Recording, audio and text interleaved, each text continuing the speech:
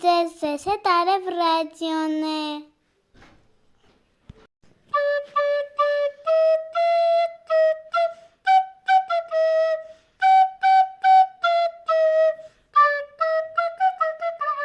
Այսօր մենք մայրիկիս հետ կպատմենք ձեզ Հովհաննես Թումանյանի ոսկու կարասը։ Ես մեր ծերերից եմ լսել, մեր ծերերը իրենց պապերից, նրանց պապերն էլ իրենց մեծերից, թե մի ժամանակ մի աղքատ հողագործ է լինում, ունենում է մի օրավոր հող ու մի լուծի ես։ Ձմեռը էս աղքատ հողագործի եզը սատկու էդ։ Այս հարևանը վայելու ժամանակ խոփը միտեղ դեմ է ընկնում, դուրս է գալի մի կարաս, մեջ է լիքը ոսկի,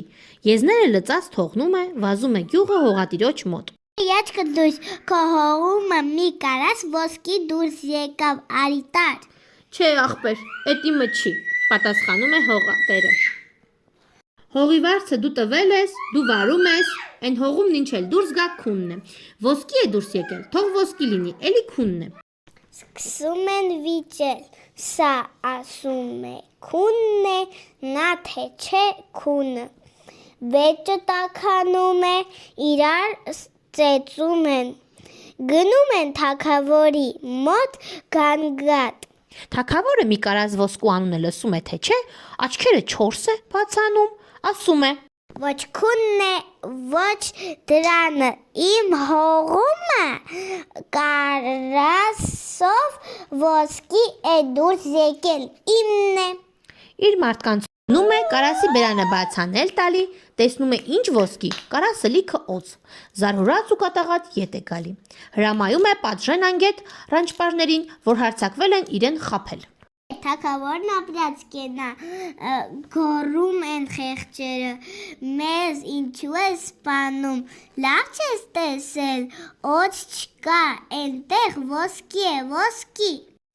Թագավորը նոր մարդիկ է ուղարկում, որ գնան ստուգեն, մարդիկ գնում են, ետ գալիս թե ճշմարիտ է, ոսկի է։ Վահ, զարմանում է թագավորը,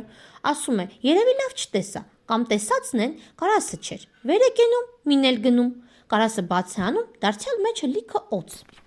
Էս ինչ հրաշք է, ինչ միտք ունի չեն հասկանում։ Թագավորը հրամայում է, հավաքում իր երկրի իմաստուններին։ Ցածրեցեք ասում է, ով իմաստուններ, ինչ հրաշք է սա։ Այս հողագործներն իրենց հողում կարասով ոսկի են գտել։ Ես եմ գնում, կարասը լիքը օձ է դառնում։ Սրանք են գնում, ոսկի, էս ինչ կնշանակի։ Դրա բացատրությունն էս է, թագավոր, եթե չես բարկանալ, ասում են իմաստունները։ Կարասով ոսկին աղքատ հողագործներին պարգև է, ղրկած իրենց ազնվության ու արդար աշխատանքի համար։ Երբ որ նրանք են գնում, իրենց արդար վարձին են գնում ու միշտ էլ ոսկի են գտնում։ Իսկ երբ որ գնում ես դու, գնում ես ուրիշի բախտը հափշտակես, նրա համար էլ ոսկու տեղ օձ ես գտնում։ Որ ցնցվում է, խոսք չի գտնում պատասխանելու։ Լավ, դե հիմա որոշեք, թե ում է պատկանում այդ երկուսից ոսկին։ Իհարկե հողատիրոջը ձայն է տալիս վարող գյուղացին։ Չէ, վարողինն է, մեջ է մտնում հողատերը ու նորից սկսում են կռվել։ Լավ, կացեք, կանգնեցնում են իմաստունները։ Ինչ ունեք դուք, տղա կամ աղջիկ։ Դուրս է գալի, որ մեկը մի տղա ունի, մյուսը մի աղջիկ։ Իմաստունները մտածում են, որ նրանց տղան ու աղջիկն պսակվեն, գտած ոսկին էլ տան նրանց։ Այստեղ համաձայնում են բարի մարդիկ, ուրախանում են ու կռիվը վերջանում է։ Սկսում է հարսանիքը։ Օղտ նոր, օղտ գիշեր հարսանիք են անում։ Կարասով ոսկին էլ, որ պարգև էր ղրկած իրենց ազնվության ու արդար աշխատանքի համար, տալիս են իրենց զավակներին։ Բարին էստեղ, չարը այն ագահ թագավորի մոտ։